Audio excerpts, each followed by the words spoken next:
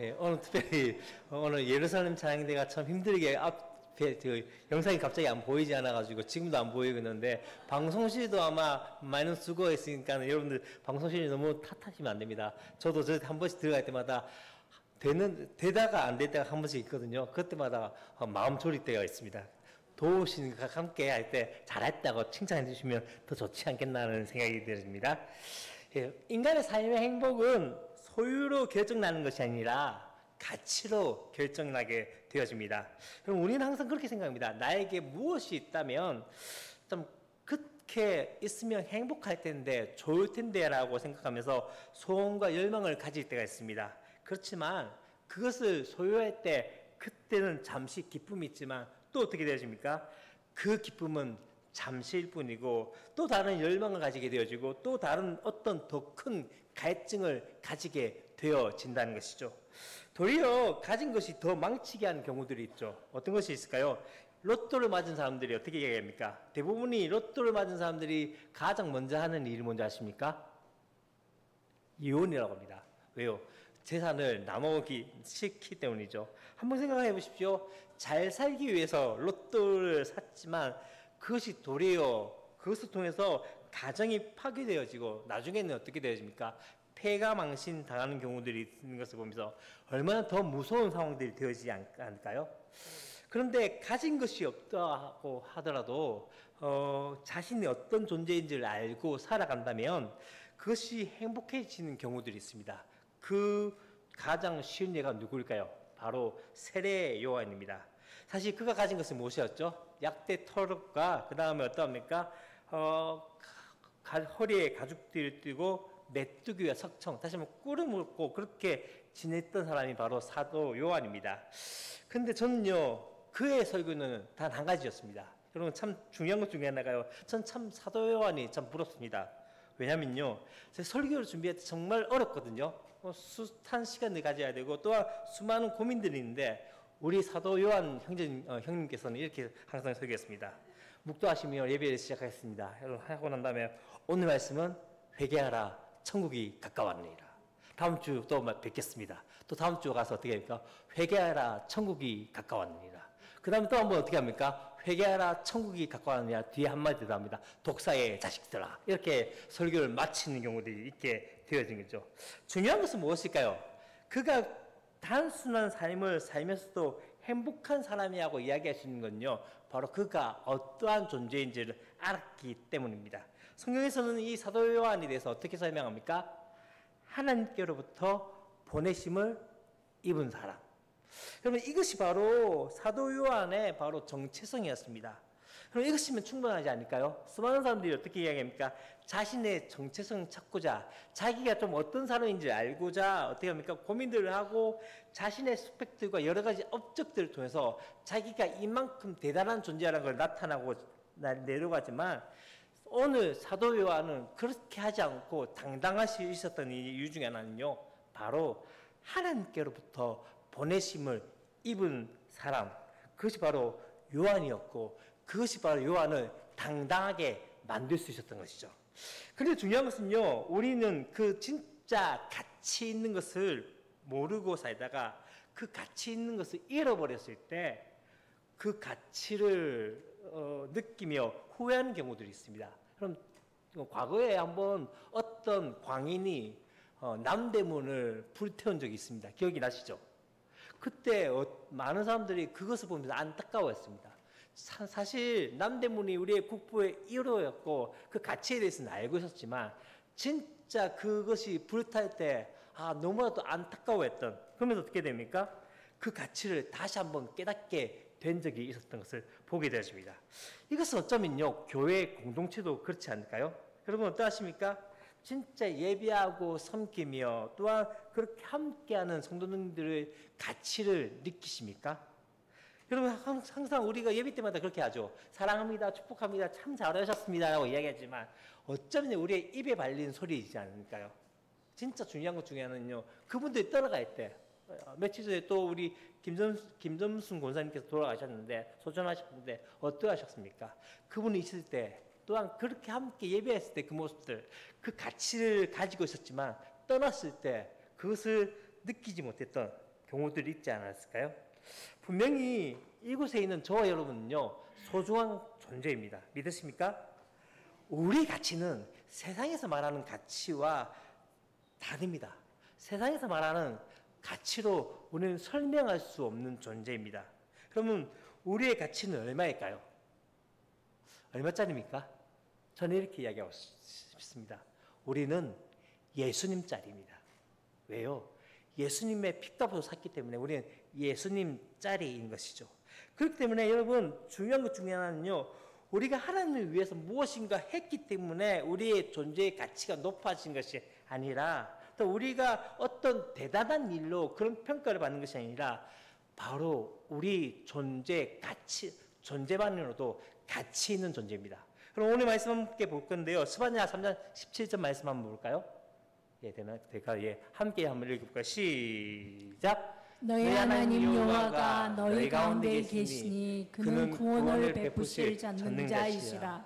그가 너로 말미암아 기쁨을 이기지 못하시며 너를 잠잠히 사랑하시며 너로 말미암아 즐거이 부르며 기뻐하시리라 하리라. 아멘. 이 말씀이 어떤 말씀인지 아십니까? 사실 이 말씀은요, 이스라엘 백성들이 진짜 무엇인가 열심히 해서 하나님을 섬기고 있을 때, 하나님을 뜨겁게 사랑하고 있을 때 하신 말씀이 아니었습니다. 언제일까요? 이때는 완전히 타락해져 버려서 이제는 회복의 기미가 도무지 보여지지 않고 이 나라가 완전히 패망의 길로 가고 있을 때 모습이었습니다. 그럼에도 불구하고 하나님께서 뭐라고 이야기하십니까? 이 이스라엘 백성들을 향해서 그가 너로 인하여 기쁨을 이기지 못하신다. 너를 잠잠히 사랑하신다. 즐거이 부르며 기뻐하신다라고 말씀을 하고 있는 거죠. 그뿐만 아니라 그 사랑의 대가로 누구를 보내셨습니까? 아들이신 예수 그리스도를 우리 가운데 보내주신 것이죠. 우리가 무엇을 했기 때문에 사랑하는 것이 아니라 우리의 존재 가치만으로도, 그 존재 자체만으로도 분명히 사랑하시고 기뻐하시는 분이 우리 주님이십니다. 그렇기 때문에 오늘 이 본문의 내용 속에서 그런 내용을 우리가 함께 보아야 합니다. 특별히 이 율법과 은혜의 대결 구조가 바로 이 5장의 모습 가운데 보게 되십니다. 오늘 우리가 함께 보는 말씀은요, 세 번째 표적입니다. 다시 말하면 예수님의 기적, 요한복음에 나타난 7가지 기적 중에 세 번째 표적입니다. 저는 말씀드렸던 경우가 있는데요. 이 요한복음의 저술 목적이 무엇입니까? 바로 예수님께서 누구이신 것? 하나님의 아들이신 것과 또한 어떻게 해요? 그를 통해서 구원을 얻게 되기 위해서 이 요한복음을 적었다고 말씀하고 있는 것이죠. 이 7가지 표적을 통해서 우리가 보아야 할 것은요, 대단한 기적 7가지 그것을 보는 것이 아니라 그것을 통해서 누구를 봐야 되죠? 예수 그리스도를 봐야 합니다. 그렇기 때문에 오늘 본문에서 단순히 38년 된 병자를 일으킨 일에만 초점을 맞춘다면 그것은 마치 영화관에서 예고편만 보고 나온 것과 같습니다. 여기서 38년 된 병자를 일으킨 사역을 통해서 예수 그리스도가 누구신지를 봐야 하며 그것이 우리의 초점에 맞춰져야 합니다. 오늘 본문의 내용은요, 한마디로 얘기하면 예수님께서 어디에? 바로 유대인의 명절, 그것도 안식일에 베데스다 연못에서 38년 된 병자를 고치신 사건입니다. 여기서 참 중요한, 오늘 본문의 말씀은요, 참 중요한 특징이 하나 있습니다. 다른 것과 좀 다른 느낌 중에 하나가, 마치 이 5장의 모습은요, 카메라를 가지고 있는데 전체의 모습을 보다가 점점 당긴다는 이야기 있죠. 줌인하는 거입니다. 그게 어떻게 나타난다면요, 1절 말씀에서는요, 언제가 나옵니다. 언제가 되어 있죠? 바로 유대인의 명절이라고 이야기하고 있고요. 이것이 9절에서는 안식일이라고 이야기하고 있습니다. 그렇게 이야기하면서 그 시간대에 어디? 예루살렘을 비추고 있습니다. 그러고 난 다음에 2절 말씀에서는요, 어떻게 이야기 나오냐면 예루살렘으로 되어져 있던 것이 조금 더 줌인이 되면서 어디를 나타납니까? 베데스다 연못으로 집중이 되어집니다. 여기서 양문이라는 것은 양이 들어가는 문입니다. 예루살렘 주변엔 여러 가지 문이 있었습니다. 샘이 들어오는 문을 샘물, 고기가 들어오는 문은 어문, 그 다음에 양이 들어오는 문은 바로 양문이었습니다. 양이 죽어서 들어가는 바로 문이죠. 그리고 그 옆에 베데스다라는 연못이 있었던 거죠. 이 연못의 이름 베데스다라는 뜻은요, 바로 집이라는 베이트와 그 다음에 긍휼을 뜻하는 헤세드가 합쳐져서 긍휼의 집, 은혜의 집을 나타냅니다. 바로 이 사건의 현장이 바로 은혜의 현장이었던 것이죠. 내 죄를 대속하기 위해서 나 대신 양이 죽는 자리가 바로 은혜의 자리이고 또한 긍휼의 자리였던 것이죠. 그런데 지금 이 은혜의 자리에 어떤 사람들이 모였습니까? 바로 은혜의 자리에는 뭐가 있어야 되죠? 은혜가 있어야 됩니다. 은혜의 자리에는 감격이 있어야 되고 치유가 있어야 되고 기쁨이 있어야 되고 회복이 있어야 됩니다. 그런데 지금 이 은혜의 자리에 누가 있죠? 은혜의 자리에 감격한 사람이 아니라 바로 많은 병자들이 누워 있다는 거죠.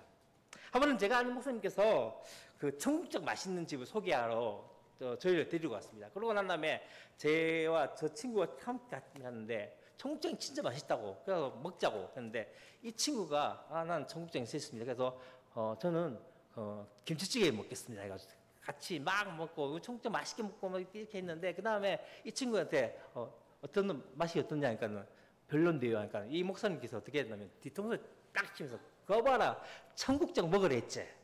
여러분 이 이야기 왜 한 줄 아십니까? 왜냐면요 어쩌면 우리의 모습이지 않을까요? 교회는요 은혜의 집입니다. 그런데 과연 교회에 은혜가 없다면 그 집은 분명히 불행한 집입니다. 생각해 보십시오. 시간도 투자하고 물질도 투자합니다.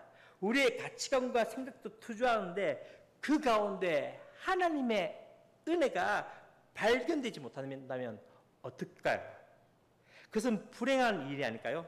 분명한 것은요 교회에는 은혜가 있어야 합니다. 강예배 때마다 하나님의 임재하심을 경험하고 말씀 가운데 주는 도전을 받아야 합니다. 뿐만 아니라 각 우리 목장 모임들이 함께 모일 때마다 또한 교회 학교 분반 모임 가운데서도 말씀을 통해서 도전과 은혜를 받아야 합니다. 그것이 바로 없다면 이 목장 모임과 또한 이 분반 모임은 잡담을 나누는 모임에 불과할 것입니다. 그러면 세상의 모임과 똑같죠. 분명히 어떤 것이 있어야 됩니까? 삶의 나눔들은 있어야 합니다. 그러나 정말 중요한 것은요. 그 가운데 말씀의 은혜가 없다면 그 모임은 아무런 쓸모가 없는 것이죠. 지금 본문은요. 이 은혜의 자리를 말하고 있습니다. 이 안에는 분명히 감격과 치유의 은혜가 있어야 합니다. 그런데 중요한 건요. 이곳에 지금 어떠할까요? 불평과 부족함과 죽어가는 사람들이 그 자리를 차지하고 있습니다. 은혜의 자리인데 말입니다. 우리 또한 분명한 것은요. 은혜의 자리에 나와 있음에도 불구하고 은혜를 받지 못한다면 오늘 본문에 나와 있는 이 병자들의 모습과 같지 않을까요? 여러분 은혜의 자리에 나와야 됩니다. 그러나 더 중요한 것은요. 은혜를 받으셔야 합니다. 기도의 자리에 나오셔야 됩니다. 더 중요한 건 무엇인지 아십니까? 기도하셔야 합니다. 예배의 자리에 나오십시오. 더 중요한 건 뭡니까? 예배해야 합니다. 그렇지 않으면 만짱 헛것입니다. 은혜의 자리에 지금 어떤 환자들이 누워 있습니까? 첫 번째 누구죠? 소경입니다. 소경은 눈이 보이지 않습니다. 아무리 중요한 귀중한 진리를 보여주어도 볼 수 없는 사람들이 바로 소경인 거죠. 하나님께서 계속적으로 많은 은혜를 주셔서 보여주심에도 불구하고 그것을 깨닫지 못한다면 영적인 소경입니다. 이 사람들의 특징이 무엇입니까? 모든 것을 자기 방식대로 판단하고 자기 방식대로 살아가는 사람입니다. 두 번째는 누굽니까? 다리 저는 사람, 바로 절뚝발이죠. 올바로 걷지 못하는 사람입니다. 교회에도 수많은 절뚝발이 인생들이 있습니다. 여러분 어떤 분들은 오직 말씀만 강조하고 기도를 하지 않는 그래서 성경 공부만 좋아합니다. 또 어떤 분은 말씀에 사모함은 없고 기도하는 것이 전부라고 생각하는 분이 있습니다. 뿐만 아니라 어떤 분이 있습니까? 한 발은 교회에 있고 한 발은 어때요? 세상에 디디고 있는 사람. 이 사람들이 바로 절뚝발이 바로 신앙인인 거죠. 세 번째 무엇입니까? 혈기 마른 사람입니다. 여러분 이 사람은 어떠할까요? 예수 그리스도를 믿는다고 하지만 기쁨도 소망도 확신도 없는 사람들이 바로 이 혈기 많은 사람과 같지 않을까요? 주일이면 교회에 와서 예배합니다. 하지만 예배에 대한 감격과 기쁨은 없는 것입니다. 나의 죄를 위해서 십자가를 지신 그 예수 그리스도의 십자가가 그렇게 마음에 닿지 않습니다. 다시 말해서 내게 와 있는 충만한 은혜를 깨닫지 못하고 감격하지 못한다면 어쩌면 그것이 바로 혈기 마른 사람이 아닐까요? 지금 이 은혜의 자리에 누워있는 사람들이 바로 이러한 사람들입니다. 여러분은 어떠하십니까? 그런데 여기서 이제 그들이 베데스다의 연못에 누워있는 또 함께 모여있는 목적이 무엇이죠? 왜 모였을까요? 물의 움직임을 기다리는 거죠. 소문에 천사가 가끔 와가지고 어떻게 해요? 이 물을 움직이게 하는데 움직인 뒤에 먼저 물에 들어간 사람들이 어떻게 된다고요? 낫게 된다는 거죠. 그런데 들어갈 수 있을까요? 없을까요? 없습니다. 그게 바로 문제이죠. 한 번씩 부모님들이 그런 이야기 한 적이 있습니다. 여러분 항상 자녀들을 보면서 그런 생각도 있잖아요. 이 애가 조금만 더 하면 진짜 잘할 수 있는데 안 한다는 거죠. 여러분 그렇지 않습니까? 우리 애가 참 똑똑한데 조금만 더 공부를 좀 하면 더 성적이 오를 것 같고 조금만 더 하면 될 것 같은데 전혀 안 한다는 거죠. 특별히 어떠하십니까? 고3이 되면 고3 부모님들이 속이 탑니다. 어떠합니까? 고3이 되면 분명히 공부해야 될 목적이 있지 않습니까? 또한 분명히 당위성이 있음에도 불구하고 중요한 것은 한다 안 한다? 갑자기 대답이 없습니다. 한다 안 한다? 안 한다는 사실이죠. 여러분 고3 부모님들 이해가 될까요? 어머님들 이해가 되십니까? 왜 고3인데 공부를 안 할까? 이거 조금 바꾸어서 이야기해 볼게요. 삼복도위에 여러분 어머님들 요리하는 게 쉽습니까? 어렵습니까? 어렵죠. 여러분 싫죠? 그런데 좀 그 신앙 좋은 남편들의 대부분의 특징 중에 하나가 뭐냐면요. 신앙은 좋은데 분위기 파악을 못한다는 사실입니다. 들어올 때가 서너 시쯤 돼가지고 여보 오늘 우리 외식 한번 할까? 이렇게 하면서 밖에 나서 외식기도 하자. 이러면 어쩝니까? 드디어 저녁을 안 해도 된다는 그 기쁨이 있는데 희열이 있는데 중요한 것 중에 하나는요. 그렇게 되면 어떤 사랑도 삭제된데 어쩝니까? 여기 우리 목포는 어떤지 모르겠지만 우리 경상도 사람들의 특징 중에 하나가 6시 반 정도만 되면 어떤 줄 압니까? 딱 한마디 합니다. 집에 들어오자마자 밥도 그렇게 됩니다. 그러면 항상 그 소리 듣고 점심 먹고 나자마자 우리 어머님들 어떻습니까? 항상 그렇게 합니다. 밥 해야 되는데 밥 해야 되는데 그러고 나면 어떻게 합니까? 안 한다는 사실이죠. 여러분 한 번씩 그 남편들 어떻습니까? 그렇게 합니다. 보고서 써야 되는데 보고서 써야 되는데 그러고 사우나에 가서 계속 있죠. 목사님들 듣는 줄 아십니까? 항상 그렇게 합니다. 설교 준비 빨리 해야 되는데 설교 준비 빨리 해야 되는데 그러고 난 다음에 어떻게 해요? 한다 안 한다? 안 한다는 겁니다. 재밌는 것 중에 하나는요. 원래부터 설교 준비를 해보면요. 꼭 금요일이 되면 다 바뀐다는 사실입니다. 지금 어쩌면 이 베데스다 연못은 어떤 상황입니까?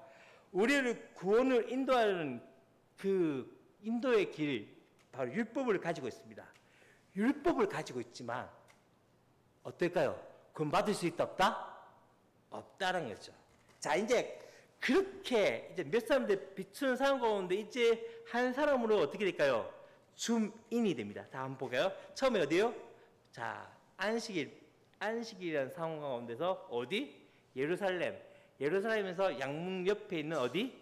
베데스다에서 수많은 병자들을 쭉 보다가 이제 한 사람 가운데 집중합니다. 누구죠? 38년 된 병자입니다.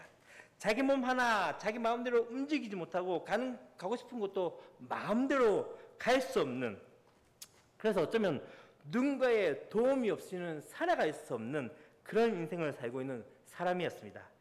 이런 불행한 인생을 살았던 그에게 베데스다라는 연못에 대한 소문을 듣게 되십니다. 그의 마음이 어떨까요? 드디어 내가 거기만 들어가면 나을 수 있다는 희망이 부풀게 되어졌던 것이죠. 그래서 어떤 사람에게 제발 나를 그 베데스다 연못 가운데 그냥 그 앞에만 좀 데려다 주십시오. 드디어 앞에 갔습니다. 그리고 누워 있습니다. 근데 가자마자 느낀 것이 무엇입니까? 수많은 병자들이 거기에 있는 것이죠. 그리고 시간이 지남에 따라서 어떻게 되어집니까? 아, 나는 저기에 들어갈 수 없다라는 그런 절망감에 빠지게 됩니다. 그의 마음에는 두 가지의 감정이 되어집니다. 첫 번째 뭔지 아십니까? 좌절감입니다. 차라리 연못을 모르고 살았다면 이렇게까지 매번 절망하지 않았을 것입니다. 지금 물이 동할 때마다 자신의 처지가 너무나도 원망스러워서 죽고 싶었을 거예요.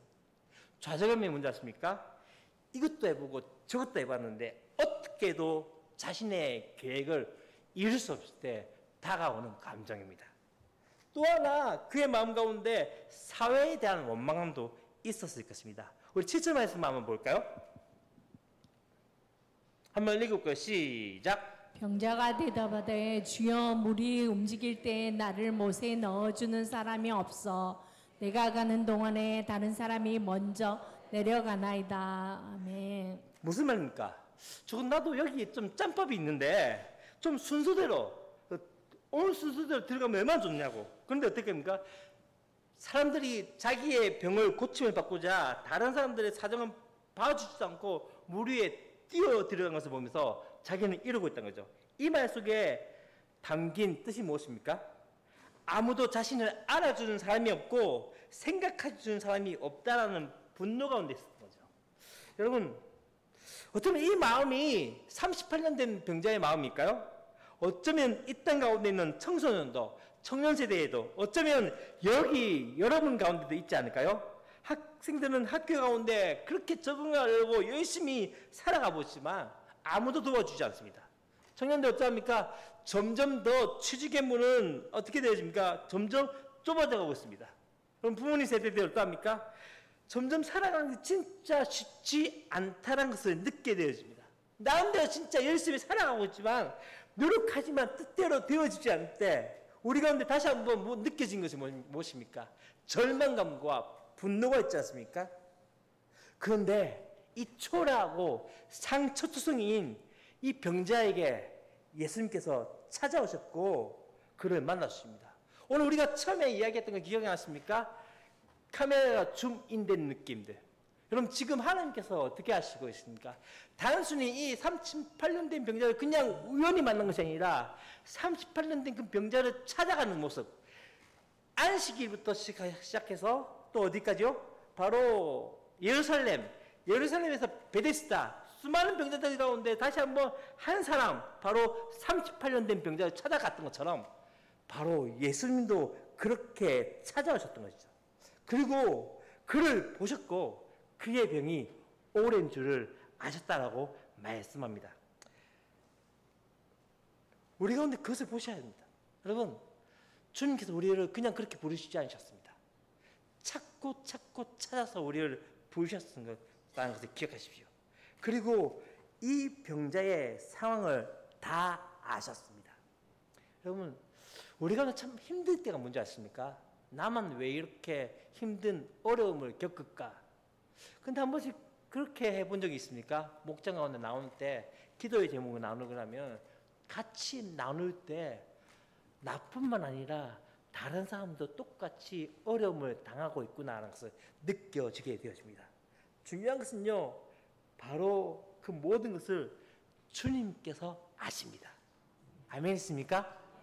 주님께서 아시기 때문에 어떡합니까? 주님께서 우리의 아픔을 아시고 우리가 기도조차 버거워할 때 우리 안에 성령께서 말할 수 없는 단식으로 기도하고 계신다는 것을 기억하셔야 합니다. 그런데 이제 예수님께서 참 희한한 질문을 하십니다. 다 아시는데 바로 고쳐주시는 것이 아니라 어떤 질문을 하십니까? 네가 뭐 하고자 하냐? 낫고자 하느냐? 여러분 물어보겠습니다. 이것은 마치 며칠 굶은 사람에게 당신 배고프시죠? 하면 짜증 나는 게 안 납니까? 여러분 시험 치는데 어떤 친구가 시험 치다가 시험 치는데 잘못해가지고 답을 올려서 갔습니다. 그리고 시험을 끝냈는데 한번 딱 오면서 시험 잘 봤니 하면 어떻게 합니까? 그렇게 묻는 사람을 때려 죽이고 싶을 정도로 싫었을 겁니다. 그렇다면 지금 예수님께서는 이 38년 된 병자, 38년 동안 그렇게 누워있는 병자를 보면서 네가 낫고자 하느냐라고 물으신 이유가 뭘까요? 그것은 바로 이 병자에게 진짜 낫고자 하는 희망을 가지고 있느냐, 낫고자 하는 열망을 가지고 있느냐. 다시 말해서 아직 희망을 포기할 때가 아니라는 것이죠. 혹시 곤돌메기라는 물고기가 있습니까? 이 물고기 가지고 어떤 심리학자들이 인간의 좌절을 연구했다고 합니다. 큰 어항에 이 곤돌메기를 넣고 그 다음에 그 곤돌메기가 좋아하는 먹이를 마음껏 충분히 넣었다고 합니다. 그리고 입만 벌리면 충분히 먹을 수 있도록 그렇게 만들었습니다. 그렇게 했다가 이제 어떻게 했다면요, 이 곤돌메기와 이 먹이 사이에 투명한 막을 딱 쳤다고 합니다. 어떻게 됐을까요? 곤돌메기가 지금 먹이를 먹고자 앞으로 다가왔습니다. 탁 갔는데 갑자기 아무것도 보이지 않는데 뭐가 부딪히기 시작합니다. 이상하다? 그리고 다시 한번 부딪히기 시작합니다. 이상하다? 계속적으로 그렇게 되어지면서 절망을 경험하게 되어진 거죠. 그렇게 했다가 이제 이 곤돌메기와 먹이 사이에 있던 이 막을 치웠다고 합니다. 어떻게 됐을까요? 곤돌메기가 지금 막 옆에 주변에 먹이가 왔다 갔다 하는데도 먹지 않고 굶어 죽었다는 거죠. 왜요? 쓰라린 경험 때문에 눈앞에 먹이를 보지 못하고 먹지 못하고 죽어가는 것이죠. 제가 아는 목사님 교회 가운데 화요일 때 11시부터 지금 10년 전이니까 매주 화요일마다 11시부터 해가지고 12시까지 거기서 오시는 거린들, 구걸하러 오시는 분들을 위해서 500원씩 드렸다고 합니다. 그 당시에 그분들에게 들었는데 이 목사님께서 한 번은 신방 때문에 늦게 교회에 도착했는데 늦게 도착하자마자 이 거린들이 와가지고 어떻게 했냐면, 당신 지금 왜 인제 왔냐고, 나 지금 이곳에서 돈 500원 받고 저 교회 가서 돈 받아야 되는데 당신 때문에 늦었다냐고 막 따졌다고 합니다. 그러니까 이 목사님이 죄송합니다 하면서 드렸다고, 그런 적을 한번 들은 적이 있습니다. 여러분, 노숙자들이 처음에 노숙자가 되면요 그렇게 너무나 부끄러워서 빨리 어떻게든 벗어나고자 합니다. 그런데 점점 시간이 지나면요 더 이상 일하려고 하지 않습니다. 제가 아는 경우는요, 한 번은 돈을 항상 교회에 구걸하러 오신 분인데 한 번 가는데 벤츠를 타고 가시는 분을 제가 한번 본 적이 있습니다. 무슨 말인지 알겠습니까? 돈이 있는데 구걸하는 게 재밌고 그냥 그렇게 살고 있는 것이죠. 왜냐면요 그게 익숙해져서 변화되지 않으려고, 편하니까 익숙하니까 그냥 가가지고 손만 벌리면 되니까 그렇게 되어지는 거죠. 어쩌면 이게 우리의 모습이지 않을까요? 과거보다 교회들이 힘을 이루는 이유가 뭔지 아십니까? 그냥 그렇게 익숙하게 된 것에 대해서 더 이상 변화하려고 하지 않기 때문입니다. 무엇인가 변화 요구합니다. 우리 진짜 변화해야 돼. 우리 교회가 정말 부흥하려면 뭔가 변화돼야 되고 우리가 진짜 변화돼야 돼. 그렇지만 나는 안 해. 그렇지 않습니까? 다른 게 다 변화돼야 되는데 나는 냅둬요. 그렇고 있지 않습니까? 여러분, 진짜 변화되고 싶습니까?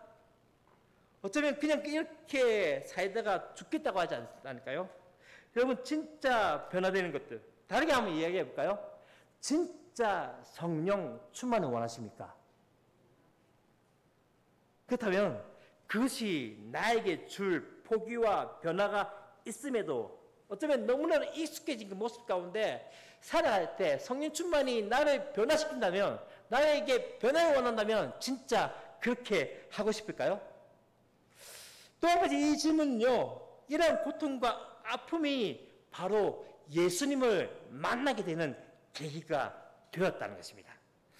우리에게 주시는 고난과 어려움은 우리를 망하게 하는 것이 아닙니다. 바로 이것이 있기 때문에 진짜 하나님을 찾고 이것이 있기 때문에 하나님을 만나는 기회가 되어진다는 것이죠. 그러면 그것이 바로 우리 가운데 은혜라는 것을 아셔야 합니다.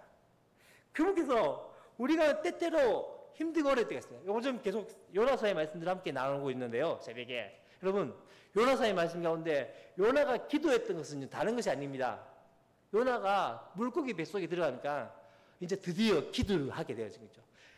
물고기 뱃속에는 고난이 없었다면 요나는 더 이상 기도를 하지 않았을 것입니다. 어쩌면 우리 가운데 그렇지 않을까요? 내가 지금 여기 이 자리에 있었던 것은요, 바로 수많은 고난과 어려움들이 있기 때문에, 그것 때문에 하나님을 찾지 않았을까요? 이제 드디어 우리가 보고서자 하는요, 38년 된 병자를 향하신 예수님의 대답, 곧 해결책을 보고자 합니다. 우리 8절 말씀에 어떻게 얘기하는가? 첫 번째 이 8절 말씀 보면 이렇게 얘기합니다. 어떻게 이야기하죠? 5장 8절 말씀에 어떻게 얘기했냐면요, 바로 예수께서 이르시되 일어나라고 말씀합니다. 일어나라는 것이죠. 이 일어나라는 이 에게일이라는 말씀은요, 도무지 일어날 수 없는, 다시 말해서 생명력이라고는 조금도 없는 존재에게 명하신 말씀입니다. 이 말씀이, 비슷한 말씀이 바로 에게일에가 21절 말씀에 나오는데요. 함께 볼까요? 21절 말씀입니다. 시작. 아버지께서 죽은 자들을 일으켜 살리심 같이 아들도 자기가 원하는 자들을 살리느니라. 아멘. 여러분, 어쩌면 지금 이 38년 된 병자의 모습은 죽은 시체의 모습이고, 어쩌면 이것은요, 우리 또한 아무런 희망도 소망도 없이 죽은 자처럼 살아가고 있는 바로 이 38년 된 병자의 모습과 같지 않을까요? 어쩌면 이 38년 된 병자에게 말했던 것처럼 지금 주님도 우리 가운데 이렇게 말씀하십니다. 일어나라고. 그런데 일어날 수 있을까 없을까요? 안 일어납니다. 안 됩니다. 왜요? 도무지 우리의 힘과 우리의 능력으로 되지 않는다는 거죠. 그럼 그렇기 때문에 어떻게 해야 합니까? 그런 우리들에게 주님께서 말씀한 거죠. 하나님의 말씀이 임하게 될 때 일어나게 되는 것입니다. 이것은 적극적 사고방식이나 어떤 우리 가운데 뭔가 긍정적인 사고방식으로 되어진 것이 아닙니다. 우리에게 어떠한 능력이 있는 것이 아니라 마치 에스겔서의 말씀처럼 마른 뼈와 같이 완전히 소망도 없고 절망 가운데 있고 아무런 소망이 없는 그 뼈들 가운데 도무지 일어날 수 없는 그 뼈들을 향해서 하나님의 말씀이 선포되어질 때 그 말씀 가운데 살들이 붙고 생기가 넣어졌을 때 큰 군대 역사가 일어나는 것처럼 바로 주의 말씀이 우리 가운데 일어날 때, 그것이 우리 가운데 임할 때 되어지는 것입니다. 그렇다면 우리가 구해야 할 것은 무엇입니까? 주님, 우리 가운데 말씀하여 주십시오. 주의 말씀을 나를 한번 좀 살려주십시오. 그것이 우리 가운데 있어야 되지 않을까요? 두 번째 무엇입니까? 내 자리를 들고 오라고 말씀합니다. 지금 38년 된 병자는요, 어떤 자리에 있습니까? 좌절과 분노로 가득 찬, 어쩌면 아무런 소망도 없고 힘도 없다면서 그렇게 자리를 깔고 있는, 그래서 안주해버린 그런 자리이지 않을까요? 지금 주님께서는 그 자리를 들고 오라고 말씀합니다. 언제까지 그거 붙들고 있냐고, 언제까지 그거 붙으면서 좌절하고 낭망하고 그냥 그렇게 이렇게 살다 죽을래라고 그렇게 이야기하면서 변명하며 살겠느냐, 그렇죠? 여러분, 그것은요, 변명이 될 수 없습니다. 다 힘들고 어렵습니다. 그런데 하나님의 사람은요, 그것을 이길 수 있는 힘을 가지고 있는, 능력을 가지고 있는 존재라는 것을 기억하십시오. 사실 지금 이 안식일에 자리를 들고 걸어간다는 것은요, 율법을 어기는 일이고 사회적 관습을 어기는 일입니다.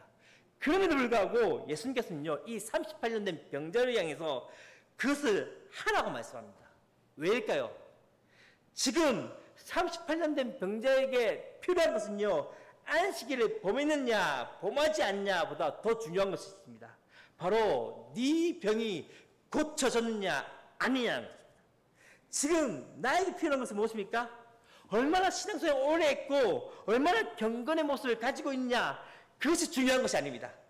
하나님 앞에서 나의 처절한 모습 가운데 그것을 인정하고 그 앞에 나가는 것이죠. 다른 사람이 중요한 것이 아니라 바로 내가 주님 앞에 서야 합니다. 내가 주님의 은혜 가운데 받아야 한다는 것이죠. 여러분, 어떻습니까? 어쩌면 우리 가운데 그렇지 않을까요?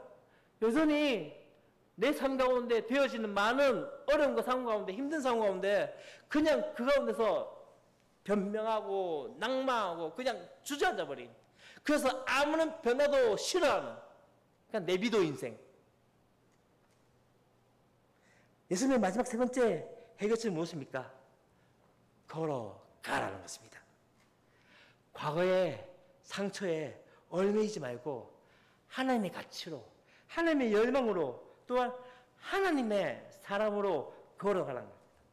너무나 많은 사람들이 상처에 얽매이면서 그렇게 과거에 안주해 있는 모습들 볼 때가 많습니다. 누가 나에게 상처를 줬다고, 항상 우리 가운데 그런 이야기합니다. 상처받았다고, 조금만 뭐 하면 상처받았다고 이야기합니다. 여러분, 왜 상처를 받습니까? 그딴 것 좀 줘버리십시오. 아주 이해 못하시죠? 왜 상처받았다고 맨날 그렇게 힘듭니까? 누가 나한테 뭐 무슨 이야기해가지고 상처받았다고. 여러분, 중요한 사실 중에 하나는 뭔지 아십니까?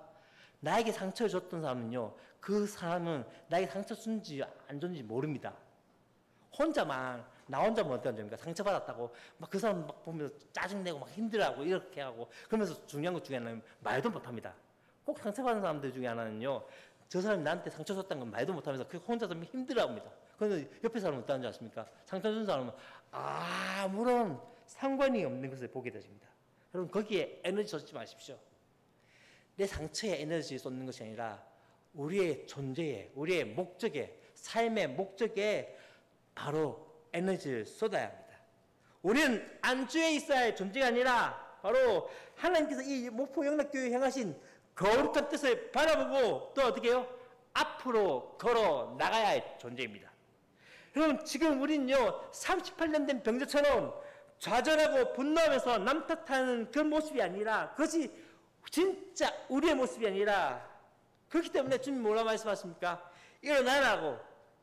그리고 네 좌절과 절망의 자리를 들고 과거에 머무지 말고, 상처에 머무지 말고, 하나님의 꿈, 하나님의 비전을 향해서 앞으로 당당하게 걸어가라고 그렇게 말씀하십니다.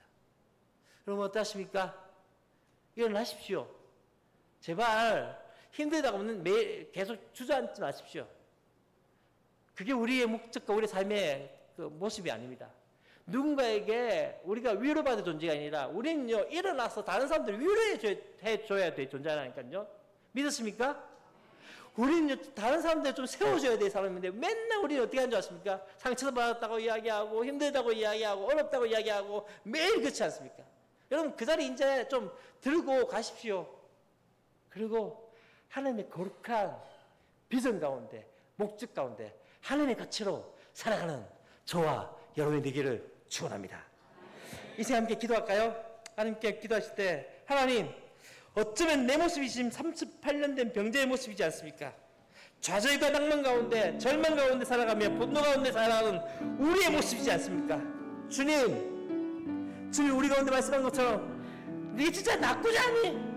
그 절망과 좌절 가운데 일어나 서기 원하니? 주님, 그렇습니다. 주님, 나 좀 일으켜 주십시오. 주님, 그때 말씀하십니다. 일어나라고, 네 자리에 들고 가라고, 그리고 걸어가라고. 어쩌면 이것이 단순히 38년 된 병자에게 38년 된 병자에게 하신 말이 아니라 바로 우리에게 하는 말이 아닐까요? 이제 신앙생활인데 신앙의 열림이 많아졌다고 이젠 자리에 누워있고 안주해버린 이 모습 가운데 주님 말씀합니다. 제발 좀 일어나서 네 자리에 들고 걸어가라고. 주님, 그렇게 하기 원합니다. 라고 이 시간 함께 기도할 때 주여 외치고 함께 말씀을 기억하면서 함께 기도했으면 좋겠어요. 기도하겠습니다. 주여, 살아계신 주님 도우시고 은혜 나시고 역사해 주시옵소서. 38년 된 병자의 은혜 모습들이 가운데 다시 한번 깨닫게 해주시옵소서. 어떻게 우리의 모습이 그렇지 않습니까? 하나님, 좌절과 낭만 가운데, 불평과 불평 가운데 또한 그렇게 낭망하며 어려워하며 변화하지 못하며 변화되기 싫어하며 하나님, 여전히 내 삶 가운데 과거에 했던 그 삶 가운데 그땐 그랬지라고 이야기하며 그렇게 과거에 서임되어 있는 우리의 모습 가운데 주님 말씀을 오지않은 것들이 다시 한번 깨닫게 하시고 은혜를 더하시고 역사해 주옵소서. 이제 간절히 구하면서 하나님, 그렇습니다. 38년 된 명제에 대해서 하나님, 어쩌면 우리에 대해서 말씀하신 것처럼 일어나라고, 하나님 우리는 일어나지 못합니다. 그러나 주의 말씀을 우리 오늘 임할 때 일어날 수 있음을 다시 한번 고백하오니 하나님 우리 오늘 말씀하여 주시옵소서. 주의 말씀을 우리를 통해서 다시 한번 마음뼈같이 우리 가운데 일어나게 쌓이게 하시고 또 간절히 구하는 하나님 정말 구하는 하나님 내 자리를 들고 왔던 것처럼 하나님 좌절과 불평과 불만의 자리를 들고 하나님의 거룩한 뜻 가운데 하나님 걸어갈 수 있는 우리 사랑하는 성도들이 있어 도우시고 은혜를 이렇게 해주시옵소서. 하나님 아버지 오늘 38년 된 병자를 향해서 주님 말씀하신 것을 다시 한번 깨닫게 해주옵소서. 좌절과 분노와 절망 가운데 그렇게 38년 동안에 그렇게 낭망해 있던 그 병자를 향해서 네가 낫고자 하니? 네가 진짜 변화되고 싶니? 그렇게 물으셨던 것처럼 어쩌면 내 삶 가운데 이제 수많은 신앙의 연륜들을 가지고 더 이상 변화되지 못하며 더 이상 캐캐묵을 그래서 정말로 이제는 은혜라고는 받지 못하고 있는 나의 절망적인 모습들을 다시 한번 깨닫습니다.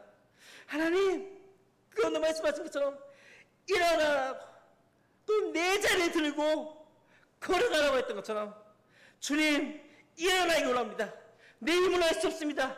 주의 말씀에 다시 한번 임하게 하여 주시고 주의 말씀에 마른 뼈 같은 우리 가운데 임하는 역사들이 있도록 도우시고 함께 하여 주시옵소서. 걸어가라 내 자리에 들으라고 불평과 불만과 좌절과 낭만 가운데 있는 그 자리 가운데 그 안주해 버린 그 자리를 들고 가기로 합니다. 그리고 하나님의 거룩한 뜻과 하나님의 거룩한 비전 가운데 걸어가는 우리 사랑하는 성도들이 있도록 도우시고 함께 하여 주시옵소서. 주 예수 그리스도의 이름으로 기도합니다. 아멘.